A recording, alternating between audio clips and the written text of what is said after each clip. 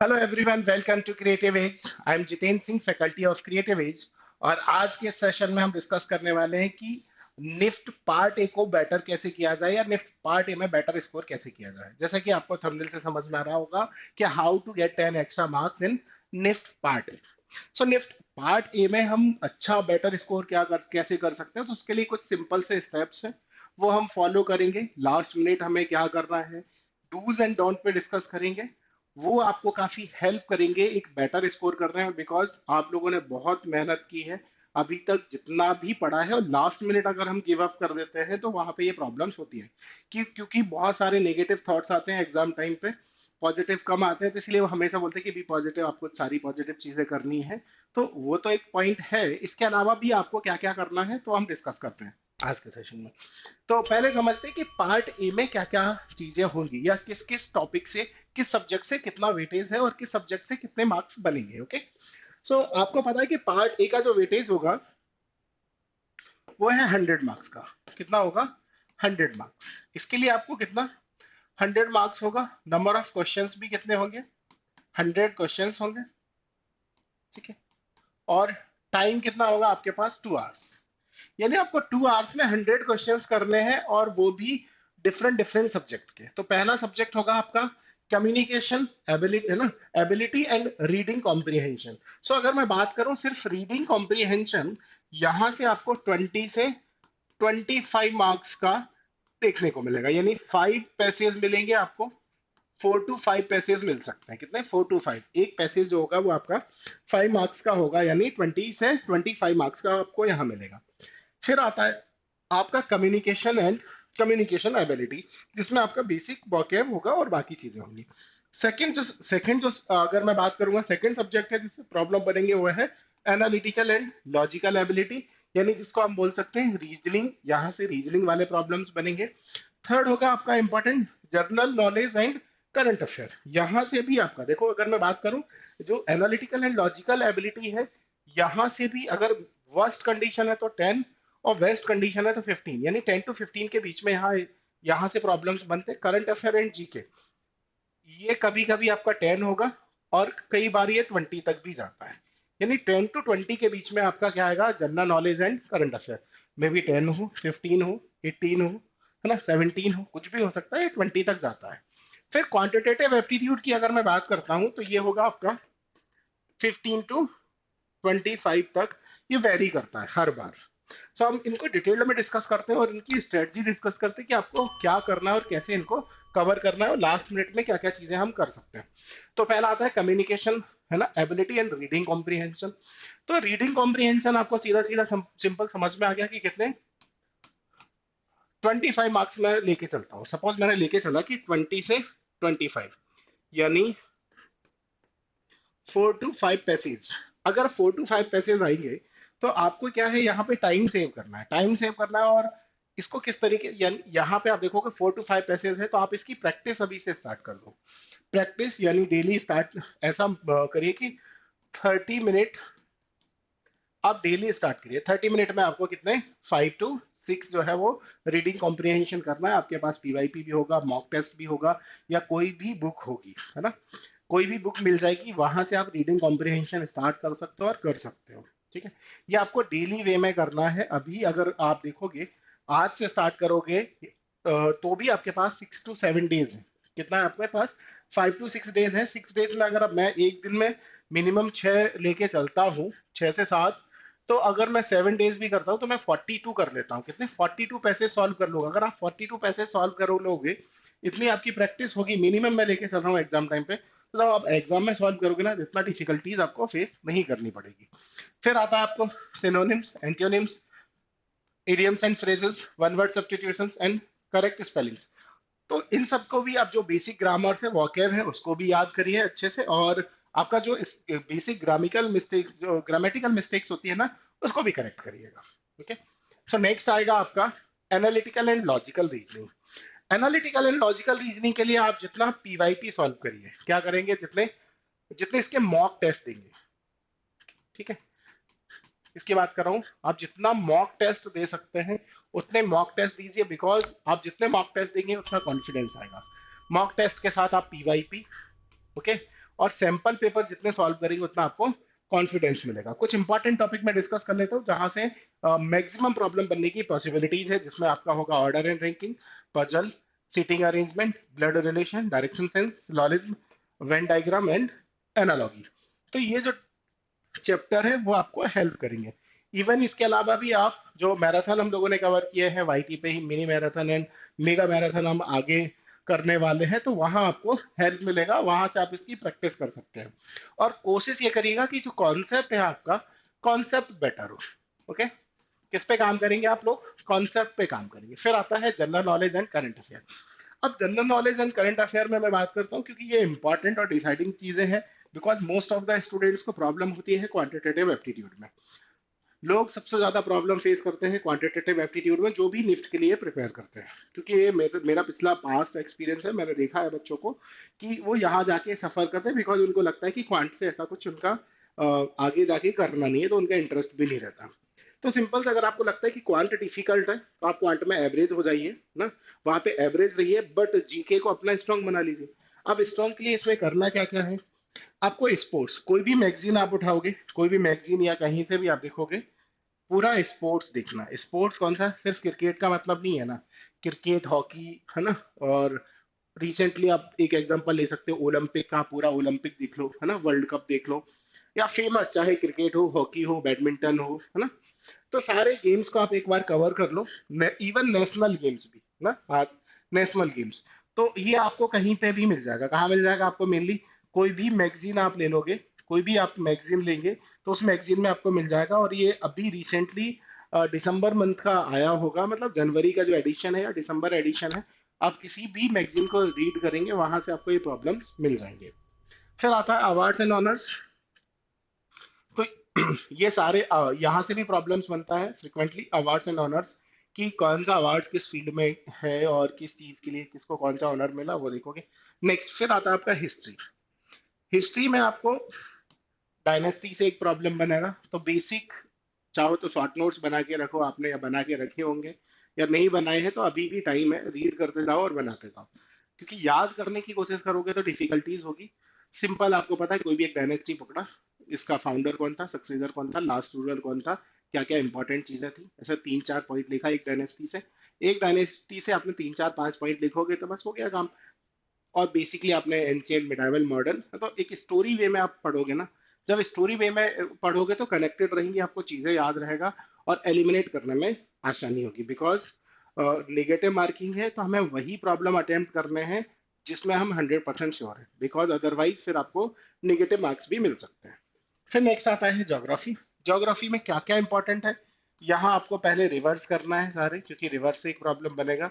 Reverse हुआ, mountains हुआ, okay.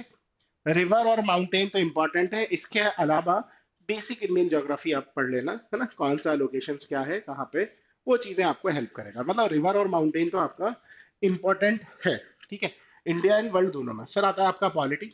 Polity में आपको क्या करना है? सिर्फ फंडामेंटल राइट्स कर लीजिए। कितना? फंडामेंटल राइट्स और पार्लियामेंट सिस्टम, ये दोनों चीजें कर लेंगे तो बहुत मोस्ट ऑफ द प्रॉब्लम आपके पॉलिटी के सॉल्व हो जाएंगे। बिकॉज एंड टाइम में आप पूरा कुछ नहीं कर सकते। जिसने अभी तक नहीं पढ़ा, जिसने पढ़ लिया है वो क्या करे, सिर्फ आप फंडामेंटल राइट्स कर लीजिए। कितना? फंडामेंटल राइट कर लोगे तो फंडामेंटल राइट्स मतलब आर्टिकल 12 टू 51 तक, और उसके बाद आप पूरा कॉन्स्टिट्यूशन वाला पूरा पार्ट कवर कर लोगे, तो यहाँ से मोस्ट ऑफ द प्रॉब्लम्स जो बनेंगे वो आप कर लोगे। अगर सपोज मैं एक एवरेज लेके चलता हूँ कि भाई 15 प्रॉब्लम्स बनते हैं, अगर आप 8 टू 10 करते हो तो दैट इज गुड, है ना। 15 आउट ऑफ 15 बहुत आइडियल स्कोर हो जाएगा, जो कि जीके में पॉसिबल नहीं है। तो 8 टू 10 भी एक अच्छा स्कोर होगा। नेक्स्ट फिर हम बात करते हैं क्वांटिटेटिव एप्टीट्यूड, मोस्ट डिफिकल्ट जो आप लोगों को लगता है, पर इसको भी हम इजी बना सकते हैं, क्योंकि निफ्ट एग्जाम में कभी इतने डिफिकल्ट प्रॉब्लम्स नहीं बनते जो कि आपके कैट लेवल या, है ना, किसी भी कॉम्पिटेटिव एग्जाम या कैट लेवल को टच करें। यहाँ बेसिक क्वांटिटेटिव एप्टीट्यूड आता है, बेसिक फार्मूला बेस्ड या बेसिक्स प्रॉब्लम्स बनते हैं जो आपके बेसिक मैथमेटिक्स को चेक करते हैं। इसके लिए आपको करना क्या है भाई? कोई भी बुक्स उठाना है, या मॉक टेस्ट देंगे वो ज्यादा बेस्ट है ना। क्या करेंगे आप? इसके टॉपिक टेस्ट दीजिए, टॉपिक टेस्ट। और टॉपिक टेस्ट देने के बाद यहां से आपको पता चलेगा कि भाई सपोज मैंने 10 टॉपिक्स के टॉपिक दिए, कितने? 10। तो मैं वहां देख रहा हूँ कि भाई 10 में से 8 टॉपिक ऐसा है जिसके मैं मैक्सिमम प्रॉब्लम सॉल्व कर रहा हूँ। 2 टॉपिक्स ऐसे हैं जिसमें मुझे लगता है कि यहाँ पे मेरे से प्रॉब्लम सॉल्व नहीं हो रही है। तो ये जो 2 मेरे से सॉल्व नहीं हो रहा है, जो 8 हो गया है, तो इस 2 का मैं क्या करूंगा, कॉन्सेप्ट पे फोकस करूंगा, बिकॉज मेरा यहाँ पे क्या है, कॉन्सेप्ट वीक है। कॉन्सेप्ट पर फोकस करूंगा, देन उसके बाद मैं ये टेस्ट को फिर से दूंगा, फिर से अटेम्प्ट करूंगा।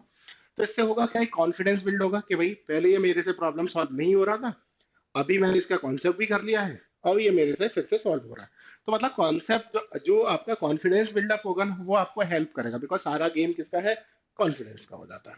तो यहाँ से आपको कुछ टॉपिक्स में बोल सकता हूँ कि इनको आप प्रेफर करिएगा। Simplification, percentage, profit loss, simple and compound interest. अगर आपको सिंपल एंड कंपाउंड नहीं करना तो बट ये तीनों तो करना ही करना है, simplification, percentage and profit loss.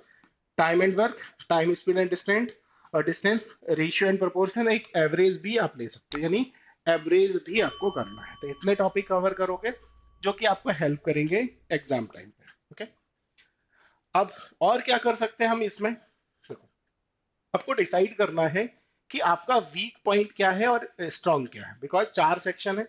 4 sections में आपको ये देखना है कि इन 4 सेक्शंस की, जैसे अगर मैं बात करूं, टोटल ओवरऑल 4 सेक्शंस है, ठीक है। Communication ability and reading comprehension, analytical and logical ability, general knowledge and current affair and quantitative aptitude. तो मैंने देखा कि भाई ये 1, 2, 3 एंड 4, तो ये वो आपके 4 सेक्शन है। यहाँ आपको करना क्या है कि भाई कोई भी, जैसे मुझे लगता है कि ये मेरा बहुत एक्सीलेंट है, स्ट्रांग होगा ना, इसको मैंने रखा है स्ट्रांग, और मैं ले लेता हूँ कि ये मेरा है वीक सेक्शन। तो मैं इन दोनों में से भी किसी एक को स्ट्रांग करूंगा। क्या करूंगा, स्ट्रांग। तो मैं भाई, जैसे सपोज मैंने लिया कि भाई मेरे को वीआरबी बहुत सही लगता है, तो मैंने इसको भी स्ट्रांग रखा। ये स्ट्रांग, मेरे दोनों सेक्शन स्ट्रांग हुआ। ये मेरा एवरेज है, ओके, यानी एवरेज से बेटर है, जीके वाला एवरेज है। बट मैं इसको वीक सेक्शन नहीं रखूंगा, इसको भी क्या ट्राई करूंगा कि मैं इसको भी एवरेज करूंगा, तब जाके हम एक अच्छा स्कोर कर पाएंगे। अगर आपके सारे ही सेक्शन वीक है तो फिर एक प्रॉब्लम हो सकती है, आपको एग्जाम में एक अच्छा स्कोर नहीं होगा।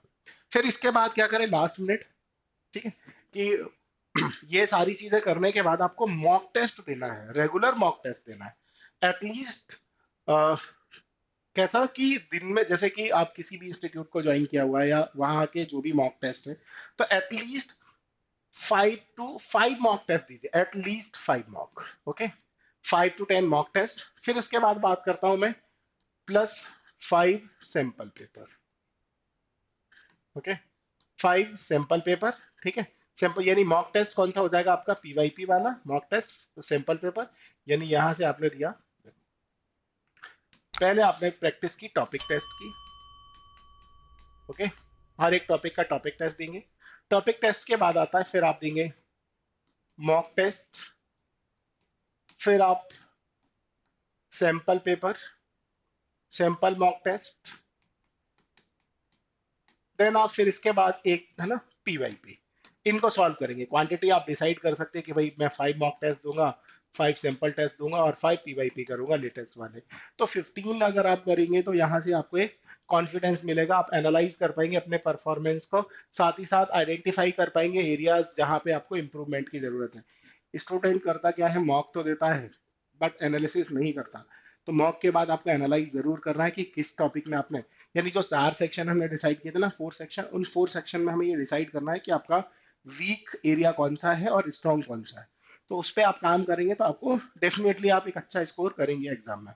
फिर आता है टाइम मैनेजमेंट, बिकॉज जब आप ये सारे मॉक देंगे, एनालाइज करेंगे परफॉर्मेंस को, तो आपको समझ में आएगा कि किस टॉपिक को कितना टाइम देना। जैसे कि अगर मैं बात करूं कि मैं एक आइडियली बोल दूं कि भाई क्वांट को इतना टाइम देना है, वीआर को इतना देना है, इंग्लिश को इतना देना है, जीके को इतना, तो वो मेरे अकॉर्डिंग होगा, मेरे लिए होगा। बट आपके लिए आइडियल टाइम क्या होगा, ये आपको डिसाइड करना होगा। मैं डिसाइड नहीं कर सकता, बिकॉज ज्ञान देना बहुत आसान है कि मैं बोल सकता हूँ नहीं नहीं इसको इतना देना, इसको इतना देना, दैट इज नॉट करेक्ट, है ना। तो आपको सिंपल सा इतना करना है कि खुद ही एनालाइज करिए।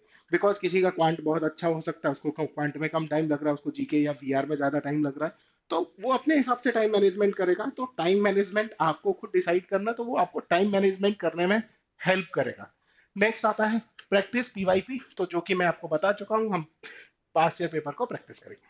अब आता है नेक्स्ट कि डे बिफोर एग्जामिनेशन, एग्जाम से पहले क्या क्या चीजें इंपॉर्टेंट है। फर्स्ट आता है रिलैक्सेशन एंड कॉन्फिडेंस बिल्डिंग। अगर आपने इतनी सारी चीजें की हैं तो आपको कॉन्फिडेंस मिलेगा। रिलैक्सेशन इन केस नहीं भी आ रहा है ना, कई बार होता है स्टूडेंट बहुत अच्छा करता है फिर भी एग्जाम फियर और एग्जाम फीवर, तो उनको कॉन्फिडेंस नहीं आता। तो कॉन्फिडेंस के लिए क्या करना है कि भाई ऐसे पर्सन के साथ डिस्कशन करना है जो आपको मोटिवेट करे, कॉन्फिडेंस डेवलप करे। ऐसे लोगों से बचना है कि जो लास्ट मिनट में आपको जाके क्या करे कि भाई ऐसा कुछ बोले जिससे आपकी और डिमोटिवेट हो जाओ और कॉन्फिडेंस आपका लूज हो, तो वो चीजें नहीं करना। साथ ही साथ आपको लास्ट मिनट अगर हम बोल सकते हैं कि भाई लास्ट मिनट क्रेविंग्स जो भी है उनको अवॉइड करना। अवॉइड करने के लिए जैसे आपको थिंग्स टू कैरी, जिसका आगे वीडियो आएगा आपका, तो वो पूरा देखना है क्या क्या कैरी करना है ना। कई बार एग्जाम सेंटर पे पहुंचने के बाद याद आता है कि हमने एडमिट कार्ड ही भूल गए घर पे, या एडमिट कार्ड ही प्रिंट नहीं कराया। तो भाई पहले एक बार पूरा लिस्ट बना के रखिएगा और चेक करिएगा कि ये मेरे को लेके जाना है और सब मैंने रखा है। तो वो पूरा चीज है ना। तो रिलैक्सेशन एंड कॉन्फिडेंस। फिर आपका, आपको लगता है कि आपको क्विक रिवीजन की जरूरत है तो ठीक है, जो कि आपको जीके जैसे सब्जेक्ट में बन सकते हैं, तो वो क्विक रिवीजन करिए, पूरे सिलेबस को रिवाइज करने मत बैठिएगा। अदरवाइज फिर से डिमोटिवेट हो जाओगे ना। किसी स्टूडेंट ने पूरा सिलेबस रिवाइज कर ले, फिर बोलेगा ये तो मैंने रिवाइज ही नहीं किया।